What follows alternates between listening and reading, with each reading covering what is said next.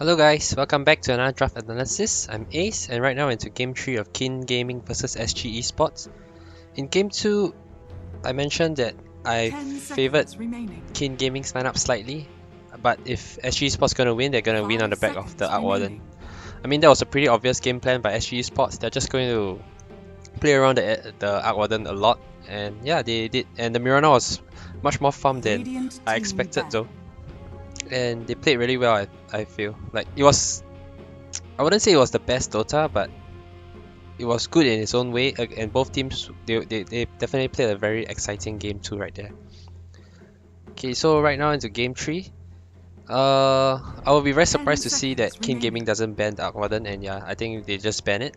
So, let's get into the draft regardless. SG Esports, they have first picked this game. They ban Nature's Prophet, and Kin Gaming ban Night Stalker next. Pretty much very similar bans to game 2, I would say. And SG Esports, they pick up the Clockwork here. They decide that Clockwork is too comfort a hero for Kin Gaming, and they want to take them out of their comfort zone, and they kind of first pick to deny it away.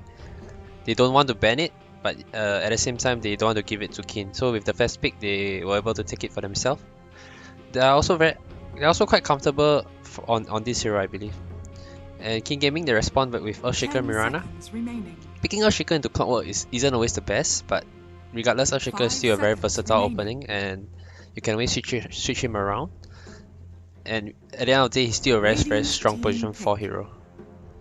And with the Mirana, Mirana is a mid hero that doesn't really get...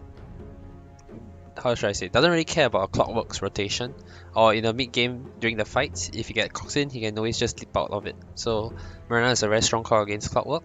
10 seconds remaining. And this Mirana is also a very highly contested hero between the two teams right now. SG Esports, they go for their comfort pick on the puck. They usually play on 4DR in the mid lane or on their off lane, so it depends on which one they feel it's better this game. King Gaming, they ban away Arc Warden and PL, and SG Esports ban Ember Bane. The Ember Bane is same as before, and the Bane, as in the Ember ban is same as before, but the Bane is interesting. I guess Bane is really good hero against Puck. If you get the grip off, he's probably definitely gonna die. Team pick. But you got a Clockwork who counters the Bane already, so I mean, I understand that Keen lacks a position 5 and Bane is one of the stronger position 5s right now, but I'm not sure if it's worthy of a ban. Instead, King Gaming, they opt for a position 5 Winter Wyvern. 10 seconds remaining. Just one of the more stable position 5 now. Like, you got Bane, you got Winter Wyvern, Jakiro is probably around the list. SG Esports, into their third pick, they probably go for a position 5 here as well. Not wanting to show too much. They like their Jakiro, they might go for it here. Another option would be... AA? AA is good against Winter Wyvern. You stop the co-embrace healing, it's a free setup.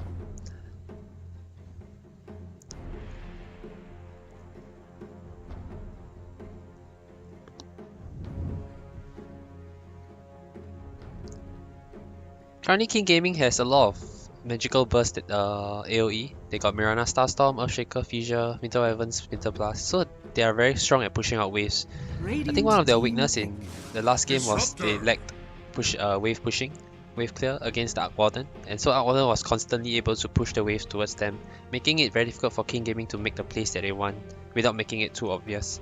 So in this game, they really have 3 very good ways of pushing out wave, and safely as well. 10 seconds. SG Esports, they instead go for position 5 Disruptor. Disruptor is one of the better heroes against Mirana core. Like, Mirana, he usually wants to have the get out of jail free card with Leap, and Disruptor can always glimpse him back. And once you glimpse him back into a Static Storm Kinetic Field combo, he's almost 100% going to die unless he has a BKB. And Mirana, if he's going to be forced to buy a BKB this game, I believe, because of the heroes that currently SG Esports have, Puck as well as Disruptor. Team pick. In King Gaming, they actually go for the Bat Rider after seeing the Disruptor. Disruptor is actually it's a similar counter, it's like one of the support counters to Bat Rider, just because you can always glimpse the Bat every time he jumps in, and you can cast it from very far range. So this is like a vengeful counter, just not as immediate. When you glimpse the Bat 5 Rider, the seconds lasso is remaining. broken, and yeah, it's actually one of the easier counters. It's gonna force Bat Rider to get BKB as well.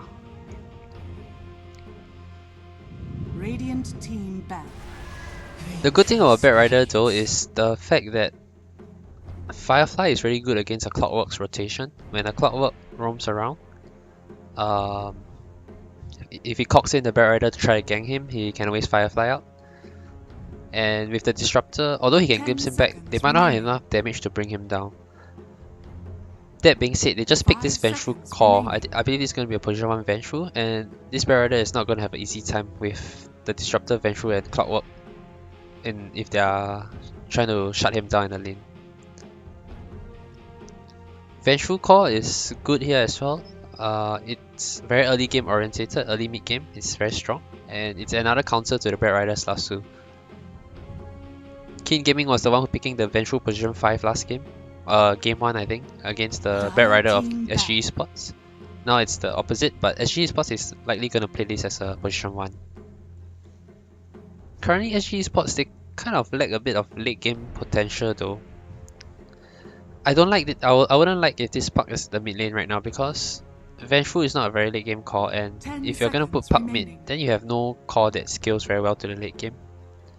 5 seconds remaining. Keen Gaming, they banned the Drow, a very reasonable ban, seeing they got already Vengeful as well as Puck. If they get their hands on Drow Ranger, it will be a very strong early game dominating kind of lineup.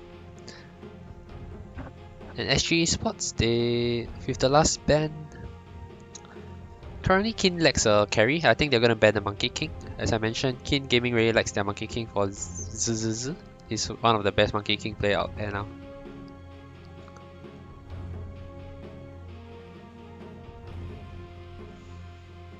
Okay, so SG Sports, what can they, let's say assuming they put the Puck in the off lane, what can they pick for their mid lane to help them scale? Dire team pick. I think Lina wouldn't be too bad.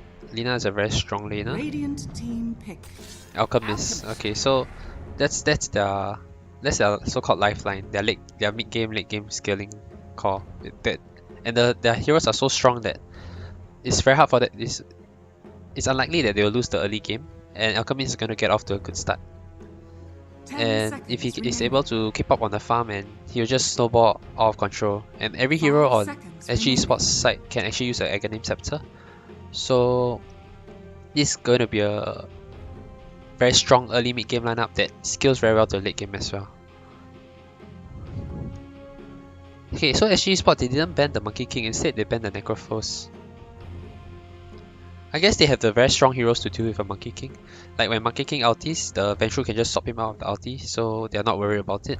And without Monkey King's ulti, he's not as strong as he's supposed to be, even as a core.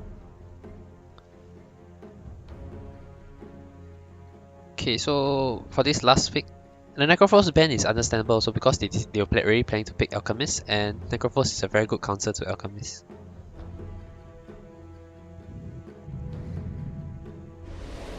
And they still go back for this Monkey King at the end of the day. I guess it's down to the comfort pick. Oof. I personally like the way SG Esports drafted this game. They drafted the Venge carry, setting up the early game, and then they go for this last pick Alchemist, which will kind of pressure King Gaming into fighting them. They don't want to let this Alchemist free farm, but at the same time their 4 heroes are very strong at fighting in the early mid game. So if King Gaming falls into the trap of fighting too much and losing the fights, while at the same time Alchemist farming, it might be very bad for King Gaming going to the mid game. Yeah, at the same time, King Gaming have their own approach to the game. They can pick off on the Bat 10 Rider, seconds and remaining. they have very strong team fights as well with the Winter Wyvern, Earthshaker. Basically, all the 5 heroes are seconds really strong at team fighting. This is going to be yet another epic game, I hope. And if King Gaming wants to win, they need to really scale to the late game and outscale the Alchemist. Of course, Alchemist will reach a certain peak, and then Monkey King and Mirana can actually outscale that if they can match up in his farm. So hopefully they can reach that scenario, and with the help of like Earthshaker, as well as pickoffs from Bat Rider, they can do pretty well. I think this draft is 50-50. I wouldn't say I favor either draft. I think both drafts are really interesting. And yeah.